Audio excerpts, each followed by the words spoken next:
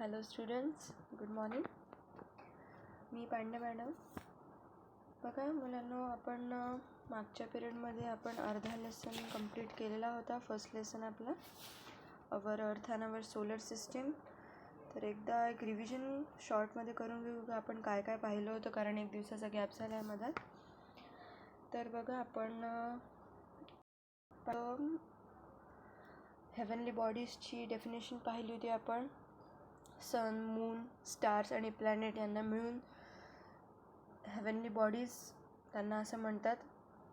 यांचं पूर्ण मिश्रण म्हणजे हेवनली बॉडीज. त्याच्यानंतर स्टार्सची डेफिनेशन पाहिली होती, जे खगोलीय वस्तू ज्या लुकलुकतात, म्हणजे ज्या हेवनली बॉडीज ट्विंकल करतात त्यांना आपण स्टार्स म्हणतो, आणि स्टार्सला ओन लाईट असतो. त्याच्यानंतर आपण प्लॅनेट्स पाहिलं होतं. प्लॅनेट्सची डेफिनेशन पाहिली होती, ज्या खगोलीय वस्तू ट्विंकल लुकलुकत नाही, आपल्याला दिसत नाही, त्यांना आपण ग्रह किंवा प्लॅनेट्स असे म्हणू. त्यांचा स्वतःचा लाईट नसतो आणि ते लाईट ताऱ्यांपासून ते घेतात. सोलर सिस्टीम बघितली होती. सोलर सिस्टीम म्हणजे सगळे ग्रह, मर्क्युरी झालं, वेनस झालं, अर्थ झालं, त्याच्यानंतर मार्स, ज्युपिटर, सॅटर्न, युरॅनस, नेपच्यून, हे जे सगळे ग्रह आहे यांना मिळून जी सिस्टीम तयार होते ती सोलर सिस्टीम असते. आणि हे सगळे ग्रह एका ऑर्बिटमध्ये, एका रोडमध्ये सूर्याभोवती मारत असतात. ठीक आहे.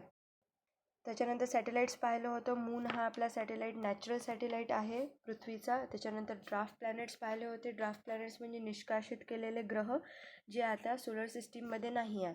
त्याचं एक आपण एक्झाम्पल घेतलं होतं, प्लुटो, जे तुम्हाला डायग्राममध्ये दिसत असेल. ॲस्ट्रॉइड्स हा महत्त्वाचा पार्ट. ॲस्ट्रॉइड्स आपण बघितलं होतं की ॲस्ट्रॉइड्स म्हणजे खडकांचे असा एक, म्हणजे जे खडक आहे किंवा दगड आहेत त्यांचा एक खूप मोठा रोड, ज्या रोडद्वारे ते सूर्याभोवती चक्कर मारतात, ते सुद्धा ॲस्ट्रॉइड्ससुद्धा रिव्हॉल्व करतात. ठीक आहे. आता आपण समोर जाऊया. पेज नंबर 3 कॅन यू टेलमध्ये बघा. जर तुम्हाला मी स्क्रीन तर अपलोड केलेली आहे, म्हणजे तुमच्या पेज अपलोड केलेला आहे स्क्रीनवर, पण जर तुम्हाला दिसत नसतील तर मी तुम्हाला जी PDF पाठवलं आहे त्याचं तुम्ही रेफरन्स घेऊ शकता. ते उघडून त्याच्यात पहा किंवा लक्ष द्या फक्त तरी चालेल. ठीक आहे. Can you tell, look at the picture of the solar system and answer the following questions. आता आधीच्या पेजवर जी तुम्हाला डायग्राम दिली होती सोलर सिस्टीमची, त्याकडे पाहून तुम्हाला आता खालची उत्तरं द्यायची आहेत, आणि हे उत्तरं तुम्ही तुमच्या नोटबुकमध्ये लिहायचे आहे आणि मला फोटोज पाठवायचे आहेत. हे तुमचं आजचं होमवर्क आहे. तसं मी तुम्हाला व्हॉट्सॲपमध्ये तुम्हाला टाईप करून सांगेन की आजचं होमवर्क काय आहे तुमचं, आणि त्या सगळ्याचा मला फोटो पाठवायचा आहे सगळ्यांनी. ठीक आहे. जेवढे ग्रुपमध्ये आहे तेवढ्यांनी सगळ्यांनी मला पाठवायचं आहे. ओके. तर बघा, first question, which planet is nearest to the sun. सनजवळ तुम्हाला आता डायग्राममध्ये बघा, सनजवळ सर्वात तुम्हाला जवळ पहिल्या ऑर्बिटमध्ये कोणता प्लॅनेट दिसतोय बघा. पहिल्या ऑर्बिटमध्ये सनच्या एकदम जवळ आहे तो म्हणजे मर्क्युरी. ठीक आहे. मर्क्युरी बघा तुम्हाला दिसत आहे. मर्क्युरीला आपण मराठीत बुध सुद्धा म्हणतो. मर्क्युरी हा सर्वात जवळचा प्लॅनेट असतो सन जवळचा, आणि सर्वात पहिला प्लॅनेट आहे सोलर सिस्टीममधला. ठीक आहे. दुसरा question, at what position is the earth from the sun. Position म्हणजे कोणत्या जागेवर आहे, कोणत्या रँक किंवा कोणत्या स्थानावर आहे ती. म्हणजे बघा, आता तुम्हाला सूर्य दिसला आहे, सन, त्याच्यानंतर मर्क्युरी आहे, त्याच्यानंतर वेनस आहे बघा, आणि त्याच्यानंतर अर्थ आहे. म्हणजे कोणत्या पोझिशनवर झाली ती झाली थर्ड पोझिशनवर, म्हणजे तिसऱ्या क्रमांकावर ती आहे सनपासून. ठीक आहे. तिसरा प्रश्न आहे, which planet is place between the earth and mercury. अर्थ आणि मर्क्युरीमध्ये कोणता प्लॅनेट आहे बघा. करेक्ट, वेनस. ठीक आहे. तर वेनस राहील याचं उत्तर. Fourth, name the planets beyond the orbit of Mars in a serial order. आता इथे काय म्हटलं आहे की, इथे काय म्हटलं आहे बघा, मार्स कुठे दिसतोय तुम्हाला बघा. मार्स हे बघा डायग्राममध्ये बघा, मार्स, त्याच्यानंतरचे जे प्लॅनेट्स आहेत त्यांना तुम्हाला लिहायचं आहे, ते सिरियल ऑर्डरमध्ये, म्हणजे जसं दिलं आहे तसंच लिहायचं आहे. ठीक आहे. तर मार्सनंतर तुम्हाला कोणता दिसतो आहे बघा, इकडे मोठं ऑर्बिट ॲस्ट्रॉइड्स झाल्यानंतर. ॲस्ट्रॉइड्स हा प्लॅनेट नाही, ॲस्ट्रॉइड्स हा ग्रह नाही. त्याच्यानंतर बघा ज्युपिटर आहे, सॅटर्न, युरॅनस आणि नेपच्यून. हे त्याचं उत्तर राहील सिरियल ऑर्डरमध्ये, म्हणजे जसे दिले आहे तसे लिहायचे, आधी नेपच्यून किंवा नंतर ज्युपिटर असं काही नाही, जसं सिरियल ऑर्डरमध्ये दिलं आहे तसं लिहायचं. Fifth, which planet is farthest from the sun. Farthest म्हणजे इथे काय झालं, फर्देस्ट म्हणजे सर्वात दूर. ठीक आहे. सूर्यापासून सर्वात दूरचा ग्रह कोणता आहे, तर तुम्ही प्लुटो म्हणाल. प्लुटोसुद्धा आन्सर होऊ शकतं, म्हणजे प्लुटोसुद्धा उत्तर होऊ शकतं, पण प्लुटो हा ड्राफ्ट प्लॅनेट म्हणून आपल्याला एक्झाम्पल दिला, म्हणजे तो सोलर सिस्टीमचा भाग नाही आहे आता. त्याच्यामुळे याचं उत्तर राहील नेपच्यून. बघा सर्वात दूर आहे तो सूर्यापेक्षा, तर नेपच्यून याचं उत्तर राहील. ठीक आहे. हे सगळे उत्तरं तुम्हाला तुमच्या नोटबुकमध्ये लिहायचे आहे आणि मला फोटो पाठवायचा आहे. ठीक आहे. आता समोर जाऊया, ग्रॅव्हिटी. तर ग्रॅव्हिटी काय असते? ग्रॅव्हिटीला आपण मराठीत म्हणू गुरुत्वाकर्षण, गुरुत्वाकर्षण बल. ठीक आहे. ग्रॅव्हिटी तुम्ही ऐकलं असेल, न्यूटन नावाचा एक शास्त्रज्ञ होता, आयझॅक न्यूटन. त्यांनी ग्रॅव्हिटेशनचा शोध लावला होता. त्याने कसा शोध लावला होता, तो एका झाडाखाली बसला होता, सेबच्या झाडाखाली तो बसला होता. सेब खाली पडलं, पण मग त्याच्या मनात प्रश्न आला की बा हे खालीच कसं काय पडलं, वर का नाही गेलं. तर हे खाली का बरं पडलं, खाली का बरं पडलं, कारण पृथ्वीजवळ एक अशी शक्ती असते जी प्रत्येक गोष्टीला अट्रॅक्ट करते, प्रत्येक गोष्टीला आकर्षित करते तिच्याजवळ येण्यासाठी. समजलं? त्या शक्तीला आपण म्हणू ग्रॅव्हिटेशन, म्हणजेच ग्रॅव्हिटी म्हणजेच गुरुत्वाकर्षण बल. एक म्हणजे बघा, आता काहीही गोष्ट आपण वर फेकली ती खाली येतेच. असं का? कारण पृथ्वी तिला आकर्षित करते तिच्याकडे खाली येण्यासाठी. जर तिच्याजवळ अशी शक्ती नसती तर आपणही हवेत तरंगलो असतो, सगळ्या गोष्टी हवेत तरंगल्या असत्या. आणि सगळे जसं स्पेसमध्ये होते, तुम्ही बघितलं असेल एखाद्या पिक्चरमध्ये वगैरे, की स्पेसमध्ये आकाशात म्हणजे असं तरंगावं लागते. ठीक आहे. कारण तिथे ग्रॅव्हिटेशन फोर्स नसतो, पृथ्वीवर ती शक्ती आहे, त्याच्यामुळे ती प्रत्येक गोष्ट अट्रॅक्ट करू शकते. आता डिटेलमध्ये पाहू. All heavenly bodies exert a force of attraction or a pull on one another. सगळ्या ज्या खगोलीय वस्तू आहेत त्यांचा एक स्पेसिफिक, म्हणजे त्यांचा स्वतःचा एक अट्रॅक्शनचा हे असतो, काय म्हणते, शक्ती असते. प्रत्येकाची वेगवेगळी शक्ती असते. प्रत्येक जेवढ्या आपल्या सोलर सिस्टीममध्ये प्लॅनेट्स आहेत त्यांची वेगवेगळी त्यांच्यानुसार शक्ती आहे, जी एक दुसऱ्यांना त्यांच्याकडे अट्रॅक्ट करते, किंवा बाकीच्या ज्या वस्तू आहेत ते त्यांना अट्रॅक्ट होतात, त्या शक्तीला अट्रॅक्ट होतात आणि त्या ग्रहावर येऊन पडतात किंवा त्या ग्रहाजवळ येतात. त्याला आपण म्हणू gravity. The sun exerts a gravitational pull on all planets, whereas the tendency of them away from the sun. बघा आता इथे काय म्हटलं आहे, इथे काय म्हटलं आहे,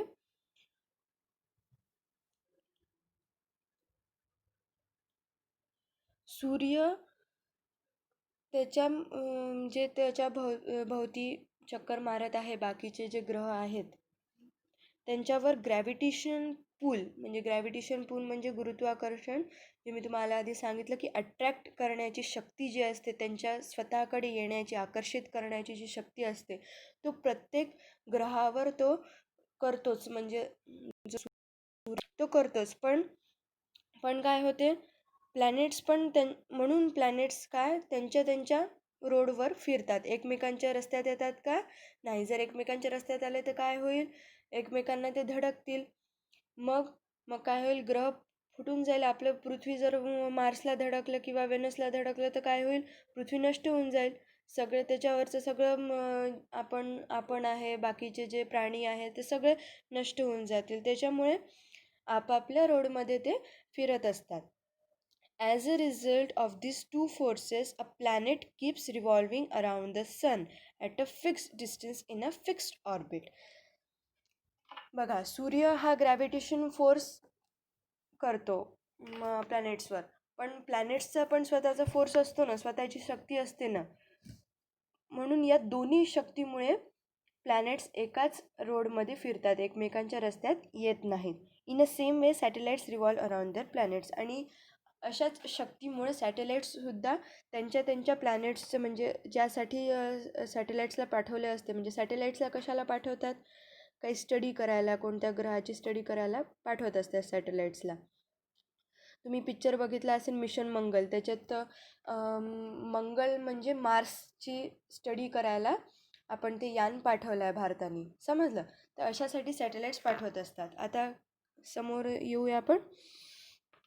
in which direction do these things fall? Leaves, flowers, fruits from a tree. आता इथे यांनी विचारलं आहे की कोणत्या डायरेक्शन म्हणजे कोणत्या दिशेत खालच्या वस्तू पडतात. तर कोणत्या वस्तू आहेत त्या? Lives, flower. लिव्स म्हणजे पानं, फ्लॉवर्स म्हणजे फुलं, फ्रूट्स फळं. हे कसे पडतात झाडावरून? तर ते खालच्या दिशेला पडतील, म्हणून याचं उत्तर राहील इन डाऊनवर्ड डायरेक्शन. डाऊनवर्ड म्हणजे खालच्या दिशेने. ठीक आहे, नोट करून घ्या, याचेसुद्धा उत्तरं मला पाठवा. ठीक आहे. Rocks that come loose from a hill side म्हणजे डोंगरावरून सुटलेले जे दगडं असतात, म्हणजे डोंगरावरून पडतात ना, पर्वतावरून जे दगडं पडतात त्यांचीसुद्धा दिशा काय असते? ते खालीच येऊन पडतात, म्हणून याचंसुद्धा आन्सर काय राहील? डाऊनवर्ड. ठीक आहे. Rain falling from the sky. आता तुम्हाला माहीत आहे, आभाळातून, आकाशातून पाणी पडतं पावसाचं, ते सुद्धा खालीच येऊन पडतं. असं का होतं? Because of gravity, because of gravitational force. Gravity असल्यामुळे, पृथ्वीवर ग्रॅव्हिटी असल्यामुळे, एक शक्ती असल्यामुळे हे सगळे ज्या काही वस्तू आहेत त्या खालीच येऊन पडतात. आणि आपण सुद्धा या जमिनीवर उभं आहे किंवा बसला आहे ते सुद्धा ग्रॅव्हिटीमुळेच. ही जर शक्ती नसती तर आपण हवेत तरंगलो असतो. ठीक आहे. तर या तिन्ही क्वेश्चनचं उत्तर तुम्हाला डाऊनवर्डच राहील. Okay. Due to the earth's gravity, all things on the earth remain on it. Even if we throw something upwards with a great force, it finally falls down to the ground. मी जसं आधी सांगितलं, जर आपण खूप शक्तीने जरी काही एखादी गोष्ट फेकली वर, किंवा एखादा दगड जरी फेकला, खूप खूप शक्ती लावून फेकला, खूप वर जाईल तो, पण थोड्या वेळानंतर खाली येईलच तो. बरोबर. तर हे असं का होते? ग्रॅव्हिटी असल्यामुळे, पृथ्वीवर ग्रॅव्हिटी असल्यामुळे. ठीक आहे. A new word, space. The emptiness between and beyond the stars and planets is called as space. म्हणजे स्पेस म्हणजे काय? अवकाश, ब्रह्मांड, ग्रह, तारे म्हणजे प्लॅनेट्स आणि स्टार्सच्या पलीकडे जी जागा आहे त्याला आपण स्पेस म्हणू शकतो. ठीक आहे. हे जे तुम्हाला इथे काळं काळं दिसत नाही आहे का डायग्राममध्ये, एकदा डायग्राम बघा. ते जे तुम्हाला हे बॅकग्राऊंडला काळं काळं दिसत नाही आहे का, ते सगळं स्पेस. ठीक आहे. People have always been curious about the heavenly bodies in the sky. They have always wanted to reach them. आता माणूस कसा आहे, माणसाला प्रत्येक गोष्टीचं आश्चर्य वाटतच असते. तर त्याला आधीच्या वेळेला म्हणजे एशियन टाइम्स म्हणजे जुन्या काळी लोकांना वाटत होतं की बा हे काय असते, ग्रह काय असते, तारे काय असते, पृथ्वी काय आहे. मग त्यांना वाटू लागलं की बा आपण सुद्धा त्याच्यावर गेलं पाहिजे, बा आपण पण सुद्धा However, to send some object from the earth into space, it must given a power. ठीक आहे. एक minute. Against the force of gravity.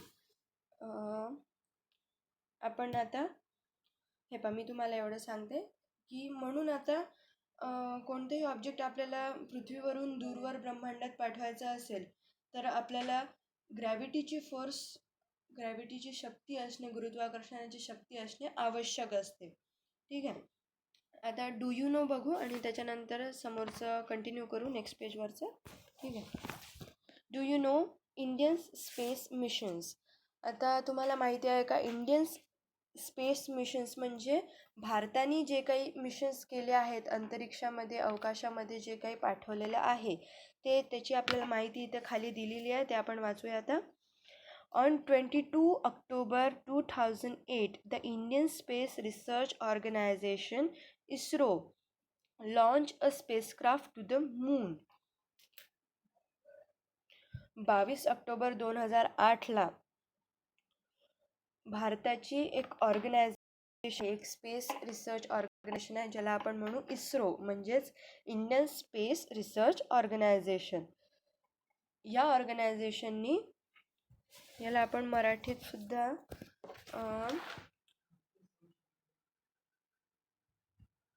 भारतीय अंतरिक्ष संशोधन असं म्हणू शकतो. ठीक आहे. या ऑर्गनायझेशनने चंद्राकडे एक स्पेस क्राफ्ट पाठवलं होतं. कशासाठी? स्पेसक्राफ्ट म्हणजे काय? यान.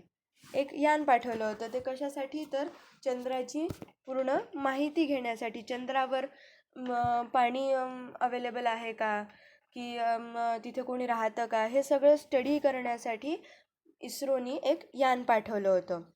हे झाली पहिली इन्फॉर्मेशन. दुसरी बघा, Mangalyaan is another important Indian space mission. मंगलयानसुद्धा आता मी तुम्हाला जसं सांगितलं की याच्यावर सुद्धा पिक्चरसुद्धा निघालेलं मिशन मंगल, त्याच्यामध्ये सुद्धा सांगितलं आहे भारताने भारत हा पहिला देश आहे ज्यांनी मंगलयान पाठवलं होतं.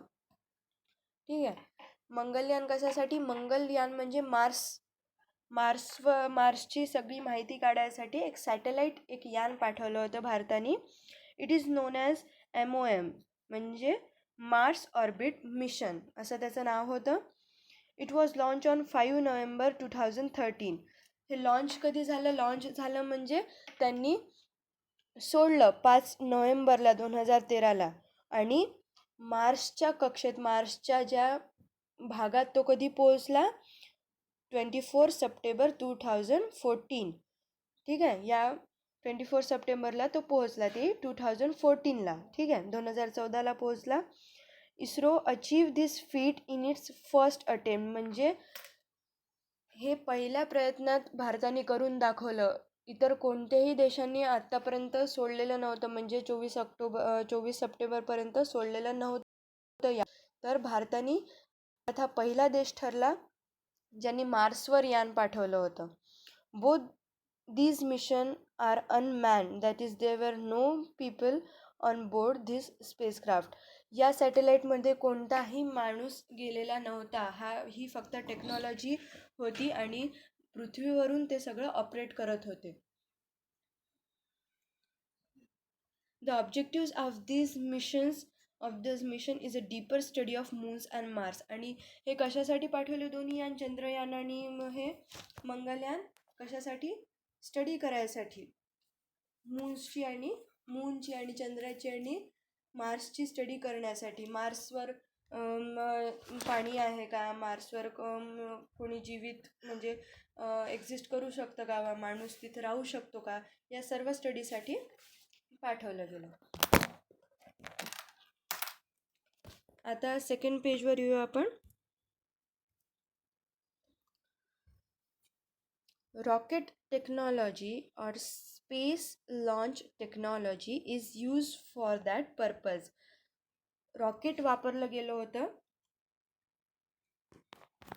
हे यान पाठवायसाठी रॉकेटमध्ये त्यांनी पाठवलं होतं.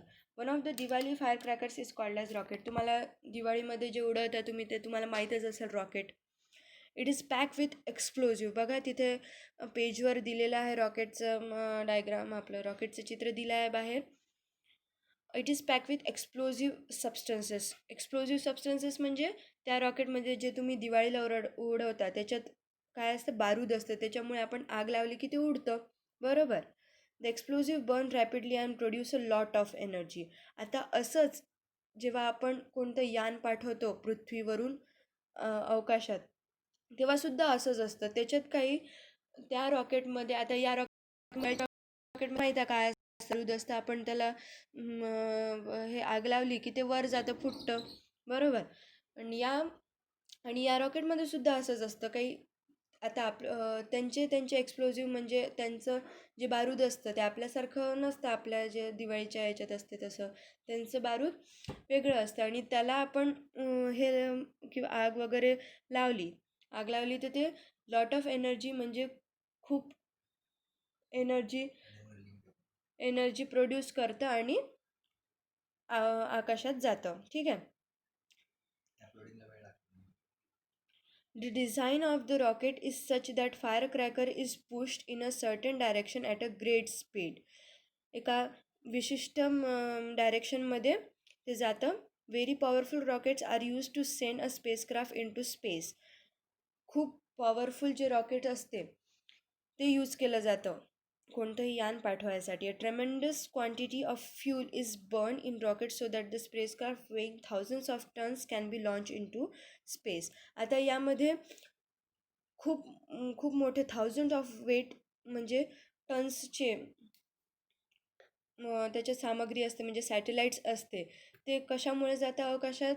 कारण त्याच्यात खूप सारं फ्युअल, म्हणजे जे काही त्या रॉकेटला लागत असेल, डिझेल लागत असेल किंवा विशिष्ट याचं प्रकारचं डिझेल लागत असेल, ते त्याच्यात यूज केलं जातं. In 20th century a few of countries of the world developed space technology and sent hundreds of spacecraft into the space. Our country is well non for development of its space launch technology. खूप सारे आता 20व्या शतकात खूप साऱ्या देशांनी प्रगती केली आहे. स्पेसमध्ये खूप स्वतःचे यान पाठवलेले आहेत, ठीक आहे. सम स्पेसक्राफ्ट रिमेन इन स्पेस. काही जे यानं असतात ते स्पेसमध्येच फिरत असतात, नेहमी ते माहिती पाठवत असतात, फोटो काढून पाठवत असतात, ठीक आहे. Some are brought back to the earth while some land on their planets और सॅटेलाइट्स. काहींना थोड्या दिवसानंतर पुन्हा बोलवलं जातं, पृथ्वीनंतर पुन्हा आणलं जातं. काही नसतात ते ग्रहांवर उतरून देतात त्याच्या स्टडीसाठी, समजा मूनवर किंवा मार्सवर जे काही आहे ते, ठीक आहे. In some mission scientist also travel in spacecraft, they are called as astronauts. काही मिशनमध्ये सायंटिस्ट स्वतः जातात ग्रहावर स्पेसक्राफ्टमध्ये बसून, आणि त्या माणसांना काय म्हणतात? ॲस्ट्रोनॉट्स. त्या सायंटिस्टला काय म्हणतात? अंतराळवीर, ॲस्ट्रोनॉट्स. तर खाली दिला आहे, do you know Indian astronaut. बघा, राकेश शर्मा हा पहिला भारतीय अंतराळवीर होता जो स्पेसमध्ये गेला होता. Rakesh Sharma became the first Indian astronaut to go into the space in 1984. He spent 8 days on a space station for joint mission of the ISRO and Soviet Intercosmos. बघा, त्यांनी 1984 म्हणजेच 1984मध्ये तो स्पेसमध्ये गेला होता आणि तो पहिला भारतीय होता जो स्पेसमध्ये जाणारा होता, ठीक आहे. आणि त्यांनी अंतराळात 8 दिवस घालवले. 8 दिवस म्हणजे खूप मोठी गोष्ट झाली. 8 दिवस तिथं तरंगत होता तो. इस्रोसाठी आणि एक सोव्हिएट इंटरकॉस्मॉस नावाची एक ऑर्गनायझेशन आहे, त्यांच्यासाठी तो गेला होता तिथे. Seeing India from the space, he said that it look सारे जहां से अच्छा. त्यांनी तिथून स्पेसमधून भारताला पाहिलं, म्हणजे पृथ्वीवरच्या भारताला पाहिलं, तर त्यांनी तिथे म्हटलं की सारे जहां से अच्छा, म्हणजे सगळ्या जगापेक्षा माझा भारत चांगला, असे त्यांनी तिथे म्हटलं. Find out more about the work of Kalpana Chawla, Sunita Williams, astronauts of Indian origin. इथे तुम्हाला ॲक्टिव्हिटी दिली आहे. कल्पना चावला आणि सुनीता विलियम्सची थोडी माहिती तुम्हाला इथे गोळा करायची आहे. तर समोर जाऊया आपण.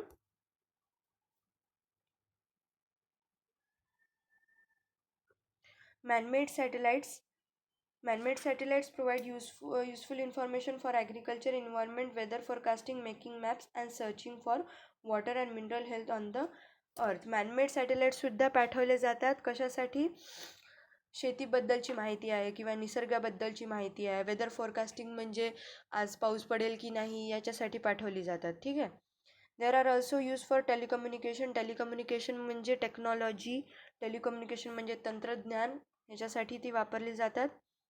They are put in the orbit of the earth. Solar सिस्टीममध्ये जो पृथ्वीचा रस्ता आहे त्यामध्ये जातात. ठीक आहे. They can remain in the space for many years. खूप वर्षांसाठी ते स्पेसमध्ये राहू शकतात. Okay. Always remember, space scientists have not yet been able to find a single other planet which has life on it. आत्तापर्यंत कोणत्याच वैज्ञानिकांनी, कोणत्याच सायंटिस्टने शोधलं नाही आहे की बाकीच्या अदर प्लॅनेट्सवर सुद्धा लाईफ आहे की, म्हणजे माणसाला जगता येईल की नाही हे अजून शोधलेलं नाही आहे. Therefore our earth is an invaluable planet. म्हणूनच आपली हे जे ग्रह आहे, पृथ्वी आहे, ते एक अनमोल ग्रह आहे, म्हणजे ज्याच्यावर आपण राहू शकतो, माणसाला राहणं पॉसिबल आहे, ते आपला ग्रह आहे. The degradation of its environment for any reason will be a threat to the existence of the life itself. Degradation of the environment म्हणजे जसं पोल्युशन झालं, प्लास्टिकचा वापर झाला, हे झालं डिग्रेडेशन. निसर्गाला हानी पोहोचवणे म्हणजे डिग्रेडेशन ऑफ द एन्व्हायरमेंट. आणि असंच जर हे चालत राहिलं पृथ्वीवर, तर पृथ्वीवरची एक म्हणजे पृथ्वीवर सुद्धा एक ना एक दिवस आपलं हे जे माणसांचं राहणं आहे ते सुद्धा अशक्य होऊन जाईल. ठीक आहे. आता इथं हा आपला लेसन संपला आहे. आपण एक्सरसाइजकडे वळूया. पहिले 3 जे प्रश्न आहे त्याचं उत्तर तुम्हाला आपल्या याच्यात मिळणार नाही, पुस्तकात मिळणार नाही. त्याच्यामुळे मी तुम्हाला ते व्हॉट्सॲपवर सेंड करून देईल आणि याचे फोटो मला काढून पाठवायचे आहे. स्वतःच्या नोटबुकमध्ये लिहायचे आहे आणि मला फोटो पाठवायचे आहे. तिसरा जो प्रश्न आहे, पिक्चर तुम्हाला इथे डायग्राम दिलेली आहे. 1 मिनटं.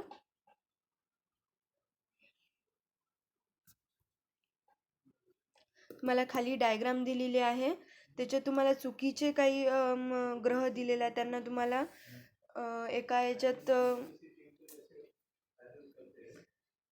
एका याच्यात तुम्हाला म्हणजे जसं ऑर्डरमध्ये दिलेलं आहे डायग्राममध्ये तसं तुम्हाला इथे अरेंज करायचं आहे आणि डायग्राम काढायची आहे सोलर सिस्टीमची. ठीक आहे. आता 4th question, who am I? You can see me from the earth but the lighted part of me that you see changes every day. म्हणजे माझ्यात रोज बदल होतो आणि म्हणजे माझा प्रकाशलेला भाग तुम्हाला दिसतो, तो म्हणजे मून, म्हणजेच चंद्र. ठीक आहे. I have my own light.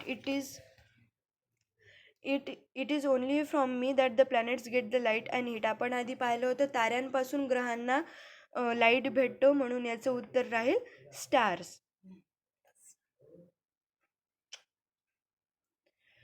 त्याच्यानंतर I turn around my self around a planet and also around a star. I turn around my self म्हणजे मी स्वतःभोवती सुद्धा फिरतो, प्लॅनेट्स भोवती सुद्धा फिरतो आणि स्टार्स भोवती सुद्धा फिरतो. तर हे कोण राहील? ग्रहाभोवती ताऱ्याभोवती सुद्धा फिरतो, तर हे कोण राहील? प्लॅनेट्स. ठीक आहे, ग्रह. No other planet has a living world like mine. म्हणजे माझ्याशिवाय दुसऱ्या कोणत्याही ग्रहावर सजीव सृष्टी नाही, माणसाला एक्झिस्ट करणे नाही, म्हणजेच earth. I am the nearest star to the earth. Nearest star कोणता आहे? पृथ्वीपासून सर्वात जवळचा तारा कोणता आहे? सांगा लवकर.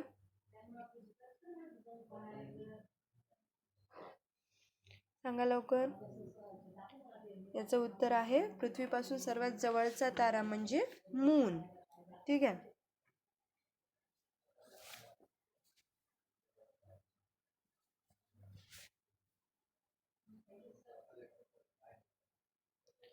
दुसऱ्या याचं बघा, I have my own light. It is only from me that the planets get light and heat. तर हीट जर समजा इथे फक्त लाईटच दिले असते तर स्टार आलं असतं, पण इथे हीटसुद्धा आहे, त्याच्यामुळे याचं उत्तर द सन राहील. सॉरी, चुकलं होतं, मला वाटलं फक्त लाईटच आहे, पण इथे हीटसुद्धा आहे, त्याच्यामुळे याचं उत्तर द सन राहील. हे नोट करून घ्या तुम्ही. For what purpose are rockets use in the space travel? तुम्हाला इथे पुस्तकात मिळून जाईल त्याचं उत्तर. व्हॉट पर्पज बघा पेज नंबर 4 वर. Very powerful rockets are use to send a spacecraft. ते इथून ते स्पेसपर्यंत याचं उत्तर राहील, ते तुम्ही लिहायचं आहे. आणि what information do manmade satellites provide? Page number 4वर पुन्हा मॅनमेड सॅटेलाइट्समध्ये बघा, manmade satellites provide useful information for agriculture, environment ते अर्थपर्यंत. ठीक आहे, हे त्याचं उत्तर आहे. या सगळ्याचं मला तुमच्या नोटबुकमध्ये नोट डाऊन करा, हे सगळे प्रश्न लिहा, डायग्राम काढायची आहे सोलर सिस्टीमची, आणि हे जे पहिले 2 प्रश्नाचे मी तुम्हाला उत्तर पाठवते ते सुद्धा लिहायचे आणि नोटबुकचे फोटो काढून मला पाठवायचे आहे. ठीक आहे. तर आत्ता आपला हा लेसन संपला. पुढच्या पिरियडमध्ये आपण नेक्स्ट लेसन सुरू करू, मोशन्स ऑफ द अर्थ. ठीक आहे. Okay, thank you.